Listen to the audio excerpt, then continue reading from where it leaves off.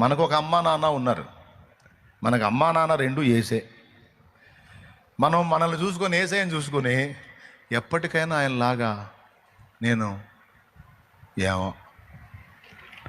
ఆశ అయితే ఉంది, యేసులాగే ఉండాలని, యేసుతోనే నడవాలని, నిలవాలని, గెలవాలని, నిలవాలని, గెలవాలని అని పాటలు పాడుతుంటాం మనం.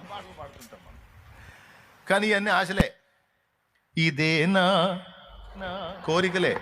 ఆయన నెరవేరేటట్టు కనపడు. ఎందుకంటే ఆయనేమో అద్భుతంగా నడిచాడు, ఎక్కడ వంకర లేదు, ఆయన చక్కగా సాగిపోయాడు, ఏ దోషం లేదు, ఏ పవిత్రత లేదు, ఏ పాపం లేదు, ఆయన పరిపూర్ణ నీతిమంతుడు, పరిపూర్ణ పరిశుద్ధుడు.